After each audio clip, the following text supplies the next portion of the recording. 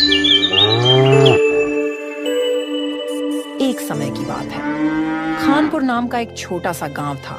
उस गांव में अप्रैल के महीने में गर्मियों का मौसम शुरू हो चुका था। उसी खानपुर गांव में एक मोहन नाम का एक गरीब किसान रहता था। उसके घर में उसकी पत्नी राधिका और एक छोटा सा बेटा आर्यन था। मोहन के घर का गुजारा बहुत ही मुश्किल से हो पाता था। मोहन के पास एक छोटी सी जमीन थी जिस पर वह सब्जी की खेती किया करता था और फसल तैयार हो जाने के बाद उन्हें गांव के बाजार में बेचा करता था। लेकिन उस गांव में सबसे बड़ी समस्या थी पानी की। मोहन को पानी के लिए गांव के मुखिया जग्गू लाल पर निर्भर रहना पड़ता था, क्योंकि मोहन के पास अपना कोई कुआं नहीं था। वह अपने खेतों की सिंचाई जग्गू लाल के कुआं के पानी से किया करता था। हालांकि इस बार गर्मी इतनी तेज हो गई थी कि सभी का जीना मुश्किल हो गया था। फिर भी मोहन अपने मेहनत से अपने परिवार का गुजारा करता था। सब्जियां ले लो, सब्जियां ले लो, ताजी ताजी सब्जियां ले लो। गर्मी बहुत पड़ रही है, सभी लोग हरी सब्जियां खाओ, स्वस्थ रहो। अरे मोहन बेटा, कैसे हो? घर में सब ठीक तो है ना? और आर्यन बेटा कैसा है?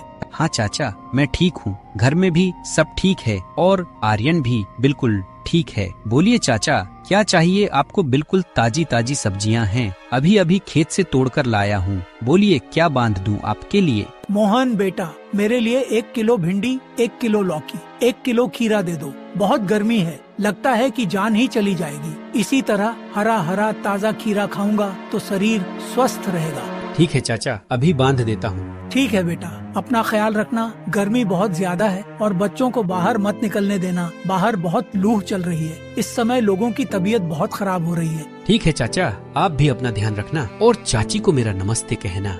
मोहन सतपाल चाचा को सब्जी दिया। फिर सतपाल चाचा वहाँ से चले जाते हैं। कुछ देर के बाद मोहन की सारी सब्जी खत्म हो गई। फिर वह अपने घर की ओर चल दिया।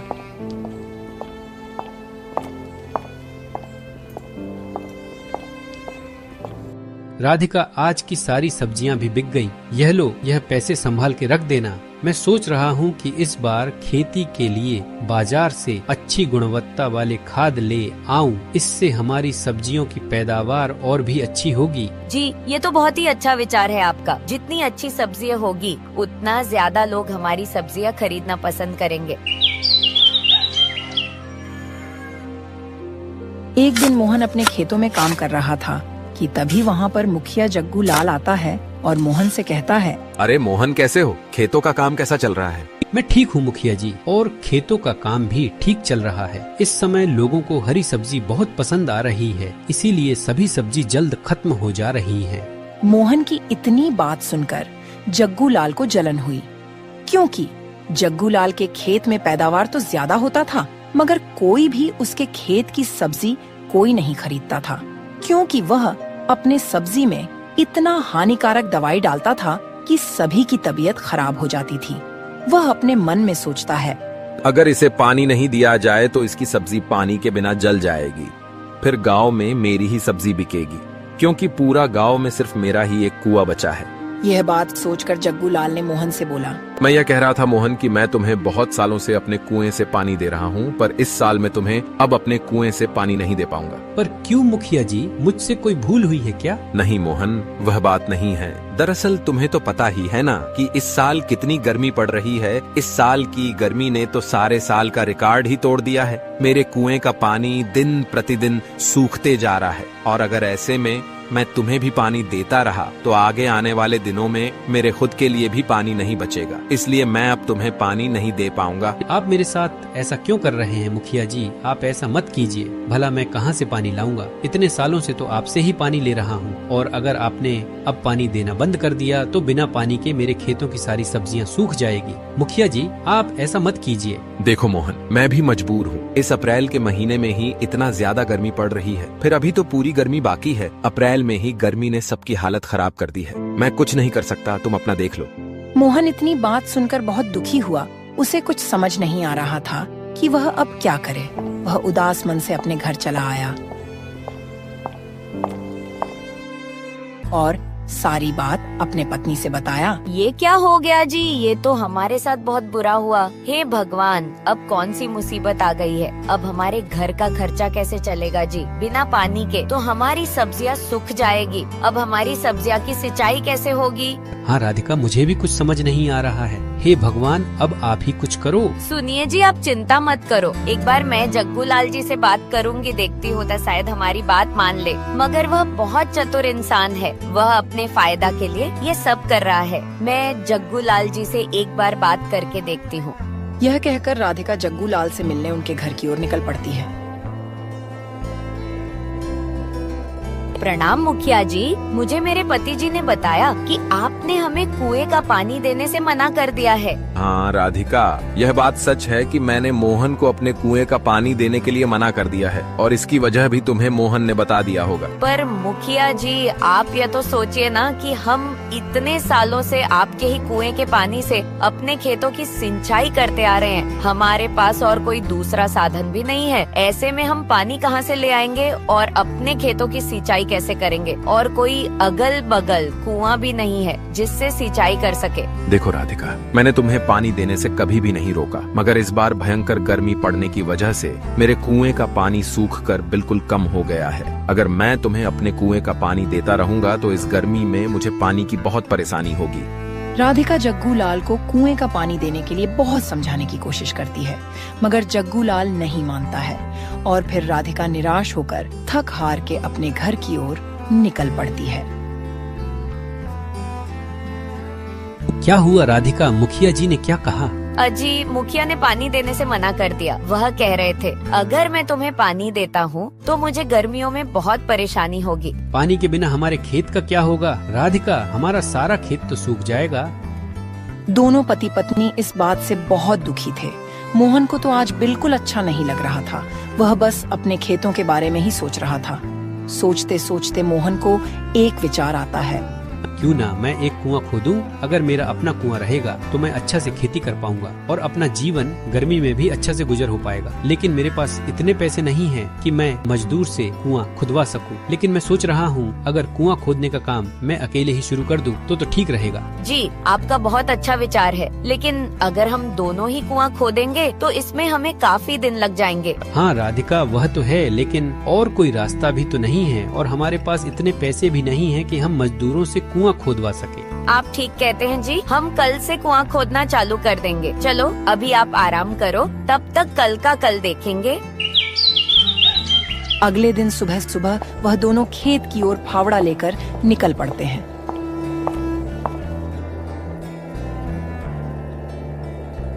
खेत में पहुंचते ही वह दोनों कुआं खोदने का काम शुरू कर देते हैं। 20 मिनट खुदाई करते ही दोनों की हालत खराब होने लगती है, क्योंकि सूर्य देवता सीधे उनके सर पर थे और इतनी गर्मी हो रही थी कि मानो आग के सामने ही कुआं खोद रहे हों। अजी, सुनते हो, इस अप्रैल के महीने में ही इतना ज्यादा गर्मी पड़ रही है। इतनी गर्मी में तो बहुत बुरा हाल हो रहा है। बार बार प्यास लग रही है। हाँ राधिका, पर हमें धैर्य से काम लेना होगा। माना कि इस साल बहुत गर्मी है, लेकिन हमारे लिए यही एक रास्ता है। इतना कहकर वह दोनों फिर से कड़कड़ाती धूप में काम पर लग जाते हैं।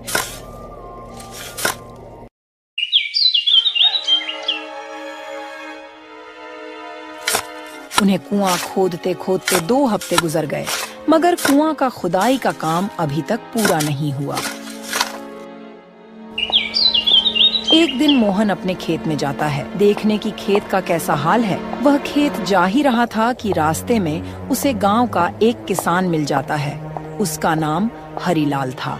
अरे भाई मोहन, तू इतनी गर्मी में कहाँ जा रहा है? मौसम विभाग का चेतावनी नहीं सुने हो क्या? मौसम विभाग ने कहा है कि कोई भी गांव का आदमी दोपहर को घर से बाहर न निकले, नहीं तो लूह लग जाएगी, तो दस्त और उल्टी होने का संभावना हो जाएगी। बाहर इतनी गर्म लूह चल रही है और तू पता नहीं कहाँ जा रहा है। अरे हरीलाल भाई, क्या बताऊं, मैं 2 हफ्ते से कुआं खोद रहा हूँ। मुझे टाइम ही नहीं मिल रहा है खेत देखने को। और तो और मुखिया जग्गू लाल भी अब कुएं से पानी देने को मना कर दिया है। लगता है कि इस बार मेरी सारी मेहनत जल जाएगी, क्योंकि मैंने बहुत अच्छी फसल लगाई थी, पर लगता है कि पानी के बिना सब नष्ट हो जाएगा। इतना कहकर मोहन अपने खेत में गया। वह खेत को देखकर बहुत निराश हो गया। फसल सूखने की कगार पर हो गई थी। इतनी गर्मी में उसे कुछ समझ नहीं आ रहा था कि अब वह क्या करे। वह निराश होकर घर पर आया और घर में आकर अपनी पत्नी को देखता है तो उसके पैरों से जमीन खिसक गई, क्योंकि उसकी पत्नी की तबीयत बहुत ज्यादा खराब हो गई थी। उसे गर्मी का लूह लग गया था। उसका बेटा आर्यन उसे बेना डोला रहा था। राधिका, तुम्हें क्या हो गया है? तुम चिंता मत करो, मैं तुम्हें अभी दवा लेकर आता हूँ। तुम आराम करो। और आर्यन बेटा, तुम अपने मम्मी को बिना डोलाते रहो, मैं अभी आता हूँ। अजी, आप क्यों परेशान हो रहे हो? मैं ठीक हो जाऊंगी। आप इतनी गर्मी में बाहर मत जाओ, बाहर तेज गर्म लू चल रही है। नहीं राधिका, मैं जा रहा हूँ, अभी डॉक्टर को लेकर आता हूँ, तुम चिंता मत करो। मैं जंगल के रास्ते जाऊंगा डॉक्टर को लाने। जंगल के रास्ते जाऊंगा तो जल्दी पहुँच जाऊंगा। तुम अपना ख्याल रखना, मैं अभी आता हूँ। इतना कहकर मोहन डॉक्टर के पास जंगल के रास्ते जाने लगता है। धूप इतनी प्रचंड की थी कि मानो शरीर ही जल जाती। मोहन सुनसान रास्ते से जा रहा था। दोपहर का समय था, कहीं भी कोई इंसान और जानवर का नामो निशान नहीं था। तभी मोहन को एक वृद्ध साधु बेहोशी के हालत में जमीन पर पड़े हुए मिले। मोहन घबराकर साधु महाराज से बोलने का प्रयास किया। बाबा, क्या आप ठीक हो? पानी, कोई मुझे पानी पिला दो, गला सूख गया है। मोहन साधु को पानी मांगते देख असमंजस में पड़ जाता है कि उधर उसकी पत्नी की हालत खराब है। अगर समय से डॉक्टर को नहीं ले गया तो उसकी पत्नी राधिका का इलाज नहीं हुआ तो उसकी हालत और बिगड़ जाएगी। पर वह साधु बाबा को भी इस हालत में छोड़ नहीं सकता था। वह तुरंत फैसला लिया कि साधु बाबा के लिए कहीं से पानी लेकर आए। वह साधु के बगल में पड़ा मटका उठाता है और जंगल में पानी की तलाश में निकल जाता है।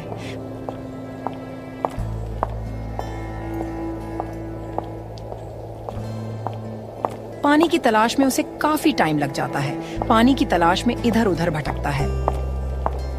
तभी जंगल के बीचों बीच एक छोटा सा तालाब नजर आता है। वह वहां जाकर तुरंत पानी भर लेता है और साधु के पास जाता है।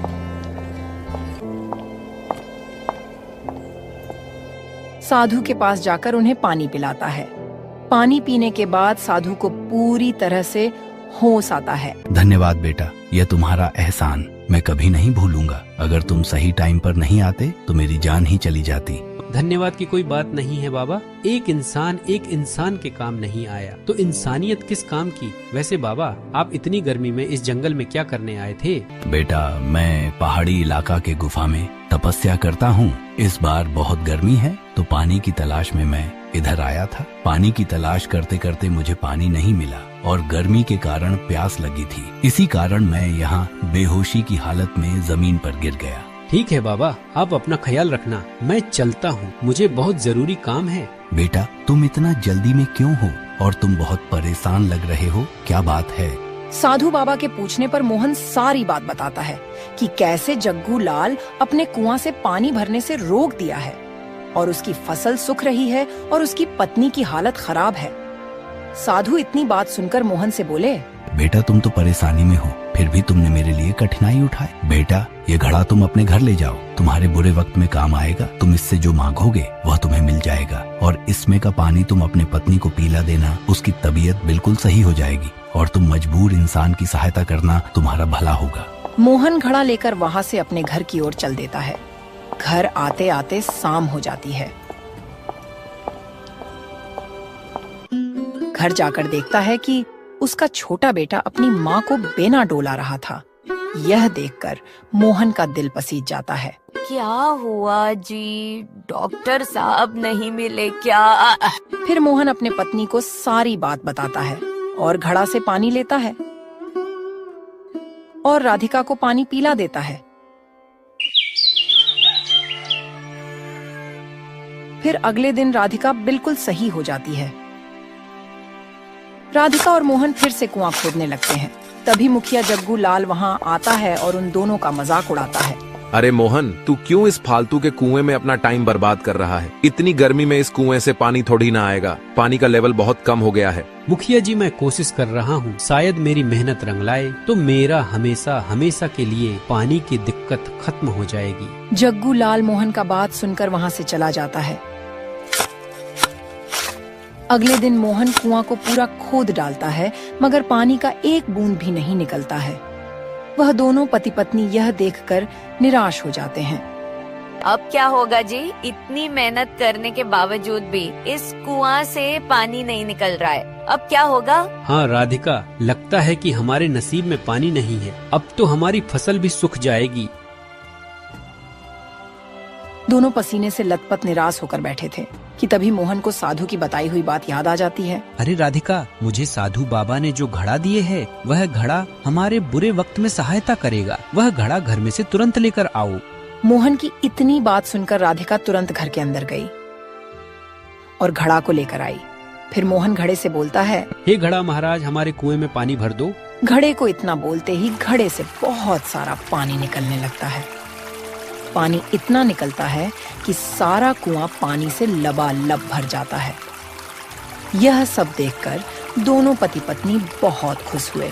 अरे राधिका, ये तो चमत्कार ही हो गया। हमारे कुएं में पानी भर गया। अब हम अपने खेतों की सिंचाई बहुत आसानी से कर सकेंगे। लेकिन राधिका, मुझे लगता है इस खुशखबरी को हमें पूरे गांव में बांटना चाहिए, क्योंकि इस साल भारी गर्मी पड़ी है। लोग भी गर्मी से बहुत परेशान हैं। मुझे लगता है हमें लोगों को बताना चाहिए और उनकी पानी की जरूरत को पूरा करना चाहिए। हाँ, और अब इस गर्मी में हमें पानी की समस्या भी नहीं होगी। आप बिल्कुल सही सोच रहे हैं।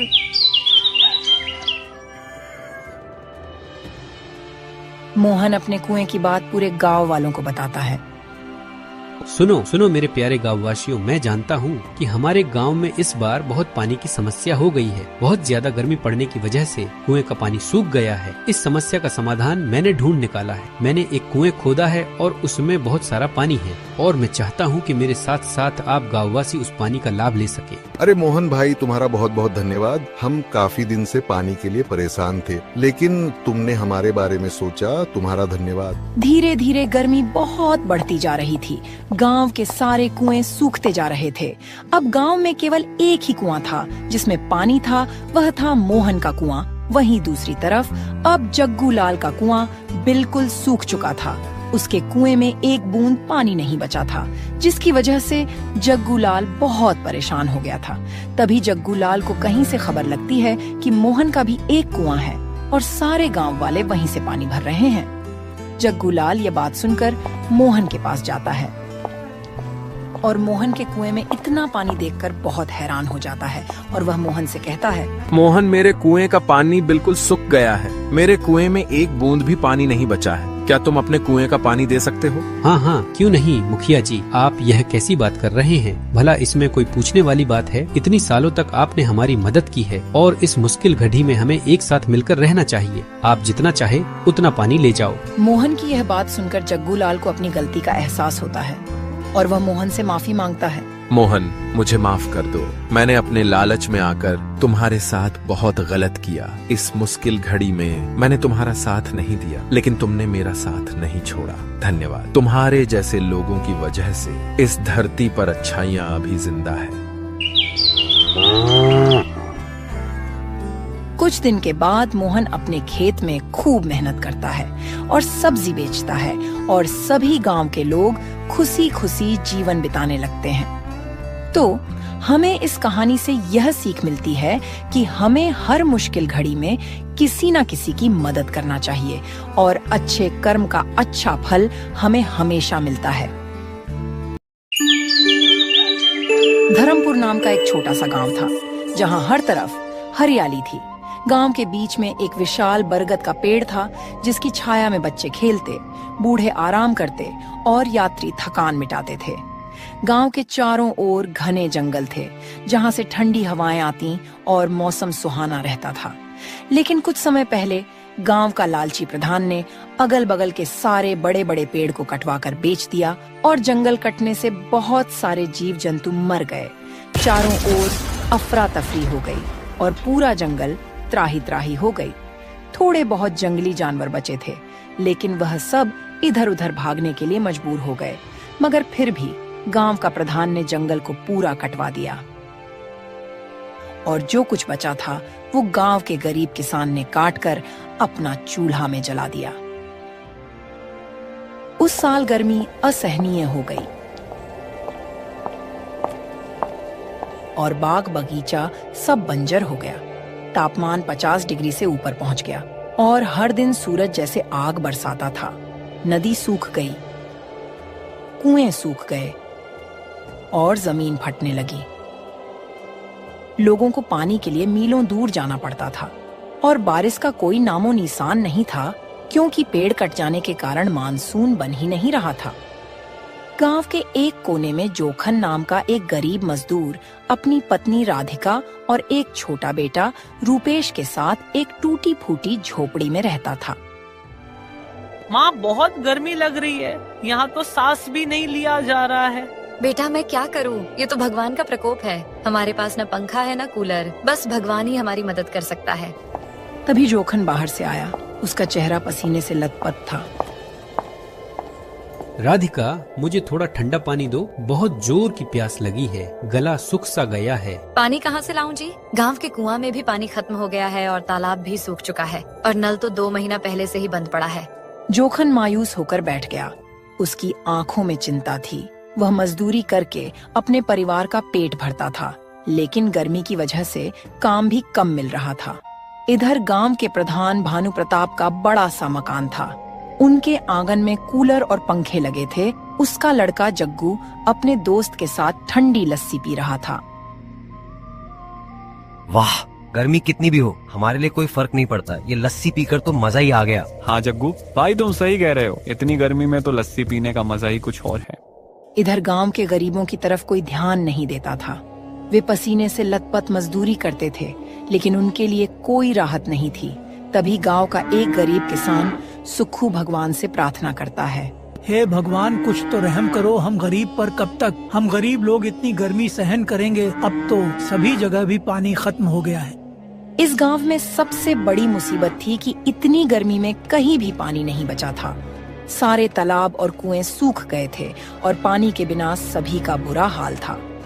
पूरे गांव भर में इस बात को लेकर चर्चा हो रही थी। अरे रामू बेटा, इतनी गर्मी में तो जीना मुश्किल हो गया है और ऊपर से हमारे गांव में पानी भी नहीं है। हमें दूर दूर से पानी लाना पड़ता है। हाँ काका, तुम ठीक कह रहे हो। हमारे गांव में पानी नहीं है और गर्मियाँ भी खूब तेज पड़ रही हैं। लगता है इस बार गर्मी हम सबकी जान लेकर ही मानेगी। तभी वहाँ से जोखन गुजर रहा था। जोखन उन लोगों की बात सुनकर उनके पास जाता है और उनसे कहने लगता है, देखो काका, हम सबको तो पता ही है कि अभी कितनी गर्मी पड़ रही है और हमारे गांव में पानी भी खत्म हो गया है। हम सभी को दूर दूर से पानी लाना पड़ता है। हम सबको मिलकर इस समस्या का समाधान खोजना चाहिए, नहीं तो हमारे बच्चे अभी बहुत छोटे छोटे हैं, वह इतनी गर्मी सहन नहीं कर पाएंगे, उनकी तो जान ही निकल जाएगी। हाँ जोखन, तुम कह तो ठीक रहे हो, लेकिन पहले ये सोचो कि हम सब इतने गरीब हैं कि हमारे पास 2 टाइम खाने के लिए रोटियां तक भी नहीं है। तो हम इस समस्या का समाधान कैसे करेंगे? गांव के सभी अमीर लोग अपने घर में बैठकर कूलर और पंखे का मजा ले रहे हैं। वे सब तो हमारे बारे में कुछ सोचते भी नहीं हैं। हाँ काका, तुम सही कह रहे हो। हमारे गांव के अमीर लोग हमारे बारे में कुछ सोच ही नहीं रहे हैं। उन्हें क्या परवाह, वे तो आराम से अपने घरों में पंखे और कूलर का मजा ले रहे हैं और हम बेचारे गरीब लोग इतनी गर्मी में भटक रहे हैं। ऊपर से तो कहीं पानी भी नहीं मिल रहा है। इसी तरह कई दिन बीत गया। धर्मपुर की गलियां तप रही थीं। गांव में एक पुराना सा हैंडपंप गांव के बीचों बीच था, परंतु उससे कई दिनों से पानी की एक बूंद भी नहीं निकली, क्योंकि गांव का पानी का लेवल बहुत नीचे चला गया था। कुआं का जलस्तर नीचे चला गया था। इस गांव के लोग त्राही त्राही कर रहे थे, तो दूसरी ओर प्रधान भानु प्रताप जैसे कुछ प्रभावशाली लोग अपने निजी साधनों के बल पर अपनी सुविधाएं बरकरार रखे हुए थे। कुछ दिन के बाद सुक्खू का बेटा शहर से पढ़कर छुट्टी में गांव आया। उसका नाम अर्जुन था।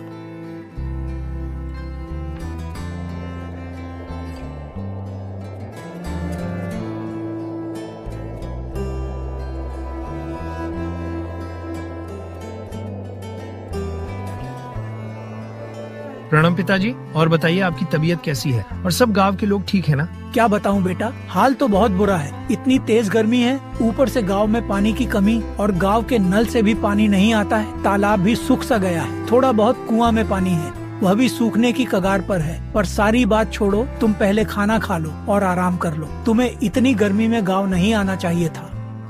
फिर अर्जुन घर में खाना खाकर आराम करता है और अपने पिता से पूछता है, पिताजी मैं रास्ते में आ रहा था तो देखा कि गांव के अगल बगल जो बड़े बड़े कुछ साल पहले जंगल था, वह जंगल तो अब नजर नहीं आ रहा था। वहाँ पर तो सुना वीरान बंजर लग रहा था। हाँ बेटा, कुछ साल पहले गांव का प्रधान अपने फायदा के लिए गांव के जंगल को कटवा कर लकड़ियाँ बेच दिया और जितना बड़ा बड़ा जंगल था सबको नष्ट कर दिया। अगर हम लोग उसका विरोध किए होता तो वह पेड़ नहीं कटवा पाता, लेकिन हम लोग प्राकृतिक के बारे में नहीं समझ पाए और जो भी छोटी मोटे पेड़ थे वह गाँव के लोग काट दिए और चूल्हा में जला दिए। पिताजी प्रधान को ऐसा नहीं करना चाहिए था। पेड़ पौधे हटाने से बड़ी हानि होती है। पेड़ हमें ऑक्सीजन देते हैं जिससे हम सांस ले पाते हैं। अगर पेड़ न हो तो हमें ताजी हवा कहाँ से मिलेगी? और सिर्फ यही नहीं, पेड़ बारिश लाने में मदद करते हैं। अगर ज्यादा पेड़ काटे जाए तो बारिश कम हो जाती है और सूखा पड़ सकता है। हाँ बेटा, पहले यहाँ बड़ा बड़ा जंगल था, लेकिन जब लोगों ने पेड़ काट दिए तो जमीन बंजर हो गई। अब न तो यहाँ पक्षी आते हैं न ही ठंडी हवा चलती है। हमें पेड़ पौधा लगाना चाहिए था, हमने पेड़ काटकर अपनी ही जड़ें काट दी हैं। ये गर्मी, ये सूखा हमारी ही गलती का नतीजा है। और भरी दोपहर की धूप इतनी प्रचंड की लग रही है कि मानो धरती सुलग उठी है। कुएं सूख रहे हैं, तालाब बदरंग हो चुके हैं और लोग पानी की एक एक बूंद को तरसने लगे हैं।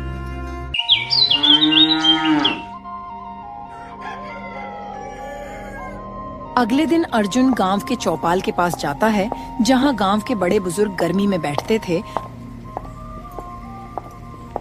वहां जाकर अर्जुन जोखन से कहता है, देखो चाचा जी, जैसे कि आप लोग जानते ही हैं कि गर्मी, पानी और बरसात की समस्या गांव में बढ़ती जा रही है। क्या आप लोगों को मालूम है कि इतनी तेज तपती गर्मी किस कारण हो रही है? अरे अर्जुन, यह सब भगवान का प्रकोप है। भगवान हमें मारना चाहते हैं, इसीलिए इतनी गर्मी है और बारिश नहीं हो रही है। और क्या कारण हो सकता है? नहीं चाचा, यह सब प्रकृति का प्रकोप है, न कि भगवान का। आप लोग और गांव के प्रधान की वजह से इस प्रकार का संकट आया है। अगर आप लोग जंगल का पेड़ काटने से रोका होता तो यह दिन आज हमें नहीं देखना पड़ता। क्या तुमने कभी सोचा है कि अगर पेड़ नहीं रहेंगे तो क्या होगा?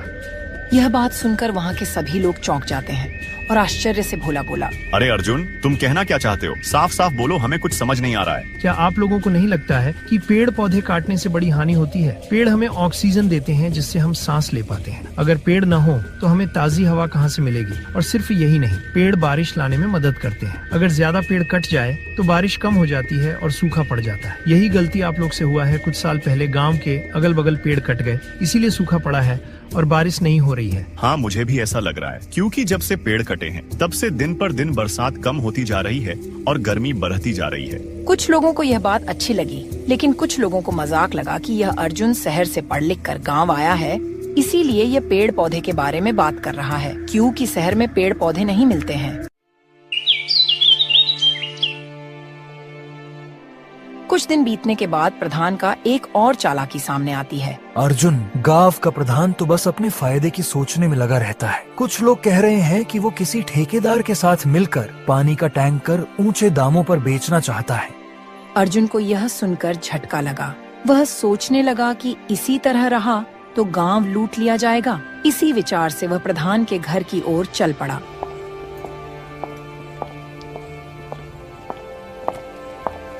प्रधान जी नमस्ते। मैं ये क्या देख रहा हूँ कि गांव के लोग गर्मी से बेहाल हैं। नहर तालाब सूखे पड़े हैं, कुआं का भी पानी खत्म हो गया है और सरकारी लाभ जो गरीब किसान को मिलना चाहिए आप उन्हें नहीं दे रहे हैं। अरे भाई, मैं कोई जादूगर थोड़ा ना हूँ। सरकार ने अभी तक पानी के टैंकर नहीं भेजे हैं। मैं क्या करूँ? जाओ इंतजार करो। प्रधान जी, आप अपनी ओर से भी कुछ क्यों नहीं करते? नहर तालाबों की सफाई में मजदूर लगा दें, नए नए पेड़ पौधे लगवा दें ताकि ऑक्सीजन मिले, बारिश हो। और मैंने सुना है कि आपने सारा जंगल कटवा दिए, इससे प्राकृतिक को हानि पहुंच रही है। जरा लोगों में जागरूकता फैलाए और गांव में सरकारी हैंडपंप लगवा देते जिससे गांव वालों को शुद्ध पानी मिल सके। और गांव के अगल बगल खाली जमीन पर पेड़ पौधे लगवा दे ताकि मानसून हमेशा मेंटेन रहे।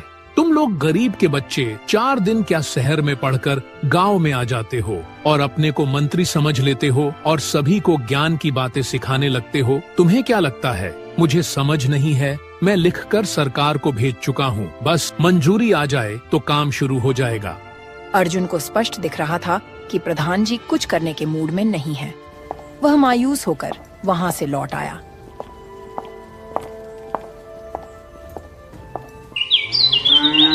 कुछ दिन बाद गांव में एक वृद्ध साधु वासुदेव आए। वह पसीने से बेहाल थे। उनके चेहरे पर गहरा तेज और वाणी में अद्भुत शांति थी। वह इतनी तपती धूप में भी लोगों को अच्छी राह और लोगों को जागरूक करने के लिए गांव-गांव में इतनी गर्मी में भी घूम रहे थे। वह सबसे पूछते फिर रहे थे, यहाँ का पानी इतना दूषित क्यों हो गया है? क्या मुझे साफ पानी मिल जाएगा क्या? मुझे बहुत तेज प्यास लगी है, कंठ सूख सा गया है। अर्जुन ने जब साधु को देखा तो बातचीत की और पानी दिया। साधु ने कई जगहों की यात्रा की थी। वह जानते थे कि सूखा सिर्फ प्रकृति का कोप नहीं, मानव निर्मित समस्याओं का भी नतीजा है। बेटा, मैंने कई जगह देखा जहाँ लोग खुद मिलजुल कर जल स्रोतों की देखभाल करते हैं, पेड़ पौधे लगाते हैं। वहाँ सूखे में भी गुजर बसर हो जाता है। तुम्हें भी आपसी मतभेद भूलकर कुछ बड़े कदम उठाने होंगे। लेकिन बाबा, हमारे गांव का प्रधान कुछ नहीं कर रहा है। बिना प्रशासनिक सहयोग के कैसे हम कोई कदम उठा सकते हैं? बेटा, प्रशासन का सहयोग जरूरी है, पर अगर वह न भी मिले तो खुद का सहयोग बड़ा होता है। एकता और मेहनत से तुम गाँव वाले पेड़ लगा सकते हो। जब तक पेड़ नहीं लगाओगे तब तक तुम्हारा कुछ नहीं हो सकता। अगर पेड़ लगा दोगे तो मानसून बनेगा और बारिश होगी। जब बारिश होगी तब यह तपन भी कम होगा और पानी की कमी भी खत्म हो जाएगी। साधु की यह बात सुनकर अर्जुन की जिज्ञासा और बढ़ी। वह गांव वालों को समझाता है, देखो जोखन चाचा और रामू चाचा, आप सबको क्या लगता है कि हम कब तक हाथ पर हाथ रखकर बैठे रहेंगे? हमारे पास पानी की समस्या बहुत है, बारिश भी नहीं हो रही है। हम सबको मिलकर जितना जंगल कटा हुआ है वहाँ पर बहुत सारा पेड़ लगाना होगा, तभी हमें इस गर्मी से राहत मिलेगी। अरे अर्जुन, तुम्हें क्या लगता है कि सारा बंजर जमीन पर पेड़ लगाना इतना आसान है? इतना सारा पेड़ लगाने में कितनी मेहनत और कितने दिन लगते हैं तुम्हें शायद मालूम नहीं है। फिर पेड़ लगाकर क्या फायदा? पेड़ तो 1 साल बाद बढ़ेगा, तब तक हम गर्मी से मर जाएंगे। अरे नहीं, ऐसी बात नहीं है। अगर हम लोग मिलकर पेड़ लगा दिया तो आने वाली मानसून में थोड़ी बहुत बारिश तो होगी ही। अगर थोड़ा भी बारिश हो जाएगी तो सारा पेड़ हरा भरा हो जाएगा। फिर अगले साल हमारे गाँव में इतनी गर्मी नहीं होगी। फिर टाइम टाइम से बारिश होने लगेगी और मौसम ठंडा हो जाएगा। देखो अर्जुन, इतनी लंबी लंबी हाँकने की कोई जरूरत नहीं है। पेड़ लगाने से कुछ नहीं होगा। रामू और गांव वाले अर्जुन की बात को नहीं मानते हैं और अर्जुन की बात को मजाक में लेते हैं और फिर अर्जुन चुपचाप उदास मन से अपने घर चला जाता है। गर्मी इतना ज्यादा थी कि धूप में ठीक से चला भी नहीं जा रहा था। अर्जुन का उदास चेहरा जब उसका पिता सुखू ने देखा तो उससे बोले, अरे बेटा, तुम इतना उदास क्यों हो? क्या हुआ? अरे पिताजी, क्या बताऊं, इतनी गर्मी पड़ रही है, ऐसा लग रहा है कि जैसे जान ही निकल जाएगी। और तो और मैं गांव के कुछ लोगों को पेड़ लगाने की बात की, लेकिन उन्होंने साफ साफ मना कर दिया। अरे बेटा, तुम्हें तो मालूम ही है कि पेड़ लगाने में कितनी मेहनत और कितना समय लगता है, और इतनी गर्मी में इतनी मेहनत कौन कर पाएगा? हाँ पिताजी, मुझे मालूम है कि पेड़ लगाने में बहुत मेहनत और बहुत ज्यादा समय लगता है, लेकिन क्या करेंगे, हमारे गांव के जितने भी अमीर लोग हैं वह सब तो अपने घर में बैठकर कूलर और पंखे का मजा ले रहे हैं और हम सब गरीब लोग इतनी गर्मी से लड़ रहे हैं। इधर जोखन गर्मी से परेशान होकर अपने घर के बाहर एक पेड़ के नीचे बैठकर सोच रहा था, हे भगवान, हम गरीब क्या करें? गर्मी ने तो जीना हराम कर दिया है। तभी जोखन के पास भोला आया और जोखन को उदास देखकर बोला, भाई जोखन, तुम इतनी गर्मी में यहाँ क्या कर रहे हो? भाई, मैं यही सोच रहा हूँ कि अगर हमारे गांव के तालाब में भी पानी होता तो शायद हम सबको दूर गांव में पानी भरने के लिए नहीं जाना पड़ता। हाँ भाई जोखन, तुम ठीक कह रहे हो। और तो और हमारे गांव के किसी भी कुएं में पानी नहीं है। देखो भाई, हम सबको कुछ न कुछ करना ही पड़ेगा, नहीं तो हमारे बच्चे गर्मी से मर जाएंगे। इधर अर्जुन पेड़ पौधे की बात से परेशान था कि कैसे वह गांव में पेड़ लगा सके। कोई भी उसका साथ नहीं दे रहा था। क्या हुआ बेटा, तुम इतना निराश क्यों हैं? अरे पिताजी, मुझे यह गांव की समस्या देखा नहीं जा रहा है। गांव में पेड़ की जरूरत है, मगर मेरी बात कोई नहीं मान रहा है। अरे बेटा, मेरी बात मानो तो कब तक हम इस गर्मी से तड़पते रहेंगे? हमें खुद ही पेड़ लगाना चाहिए। जब तक हम पेड़ नहीं लगाएंगे तब तक गाँव वालों को समझ नहीं आएगी। भले ही उसमें मेहनत और समय लगेगा, अगर हम पेड़ लगाएंगे तो हमें ठंडा ठंडा हवा मिलेगी और प्रकृति सुरक्षित रहेगी। पिताजी, आप ठीक कह रहे हो। आज से ही मैं पेड़ लगाना शुरू कर दूंगा, भले ही मेरी कोई मदद करे या ना करे। अगले दिन से अर्जुन अपने घर से बाहर जाकर छोटे छोटे पेड़ पौधे लगाने लगता है।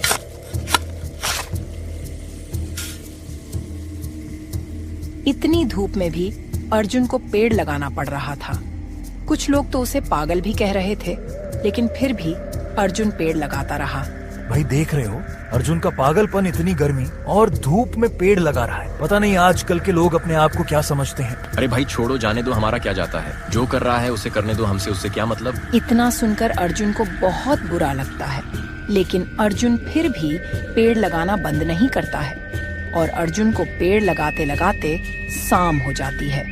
अर्जुन पसीने से लथपथ अपने घर वापस आता है।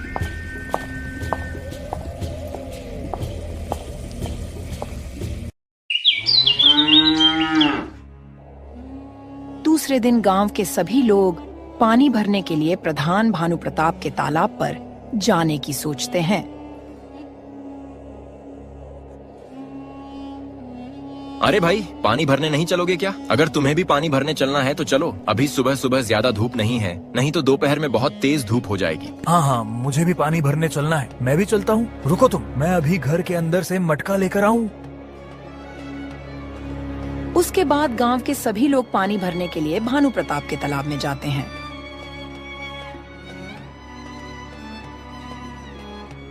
सब लोग पानी भरने ही जा रहे थे कि तभी प्रधान भानु प्रताप आ जाता है और उन सबको पानी भरने से मना करने लगता है। अरे अरे, कौन हो तुम लोग और तुम सब मेरे तालाब से पानी क्यों भरने जा रहे हो? प्रधान जी, अब की बार बारिश नहीं हुई है और हमारे गांव का तालाब और कुआं सूख गया है। इतनी गर्मी में हमें पीने के लिए पानी भी नहीं मिल रहा है, इसलिए हम सब आपके तालाब में पानी भरने के लिए आए हैं। अरे मूर्खों, तुम सबका दिमाग तो ठीक है ना? अगर तुम सब हमारे तालाब से पानी लेकर जाओगे तो हमारा तालाब भी सूख जाएगा और अभी गर्मियाँ भी 1 महीने तक रहने वाली है। उसके बाद ही कोई मानसून आएगी और बारिश होने की संभावना हो सकती है। तुम लोग मेरे तालाब से पानी मत भरो और यहाँ से चले जाओ। प्रधान जी, ऐसा मत करो, अगर हम सब पानी नहीं ले जाएंगे तो हमारे बच्चे प्यासे ही मर जाएंगे। मुझे कुछ नहीं सुनना, तुम सब सीधी तरह जाते हो कि नहीं? प्रधान की यह बात सुनकर सभी लोग उदास हो जाते हैं और अपने घर वापस लौट आते हैं। किसी को समझ में नहीं आ रहा था कि अब वह क्या करे।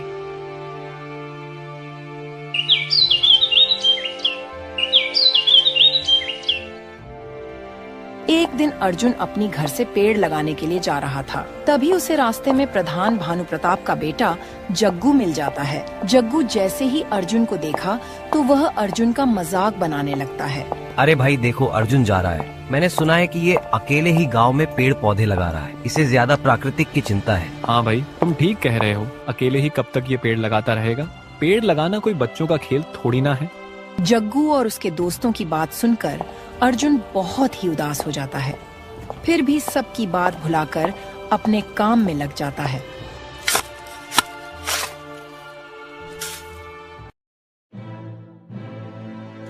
एक दिन एक बूढ़ी औरत अर्जुन को इतनी गर्मी में पेड़ लगाते हुए देखती है तो वह सोचती है, यह अर्जुन इतनी तेज धूप में पेड़ लगा रहा है और इसका फायदा पूरा गांव लेगा। पेड़ लगाने के कई फायदे हैं जो हमारे पर्यावरण, स्वास्थ्य और जीवन शैली पर प्रभाव डालते हैं। मुझे भी अर्जुन के साथ पेड़ लगाना चाहिए।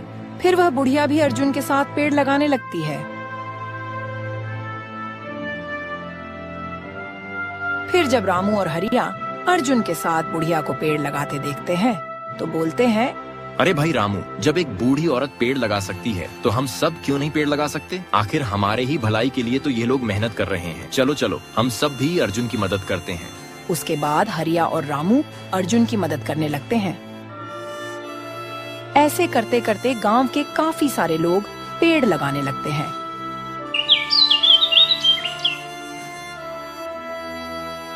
और कुछ ही दिनों में गांव वाले अर्जुन के साथ मिलकर बहुत सारे पेड़ लगा देते हैं।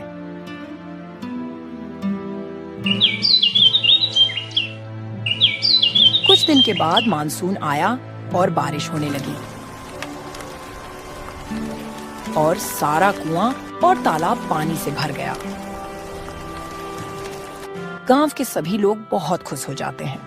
अर्जुन, तुम बहुत ही मेहनती हो। तुम्हारा बहुत बहुत धन्यवाद। तुम्हारी वजह से ही आज हमारे गांव में बरसात हुई है और पूरा पर्यावरण शुद्ध हो पाया है। नहीं तो हम अमीरों को भी अब परेशानी होने लगी थी, क्योंकि इतनी तेज गर्मी ने तो कूलर पंखा को भी फेल कर दिया था। अब से मैं सभी गांव वालों को हमेशा प्रेरित करता रहूंगा कि जहां भी जगह खाली हो वहां पर पेड़ लगाए और कच्चा पेड़ को कोई न काटे। मुझसे जो गलती हुई उसके लिए मैं प्राकृतिक से क्षमा चाहता हूँ। धर्मपुर गांव के लोग ने सीखा कि पानी की एक एक बूंद अनमोल है और पानी को कभी भी व्यर्थ नहीं बहाना चाहिए। और गर्मी की भयानक मार से बचना हो तो हमें पेड़ पौधे लगाने चाहिए। हमें कच्चे पेड़ को कभी नहीं काटना चाहिए। पेड़ पौधे की देखभाल हमेशा करना चाहिए।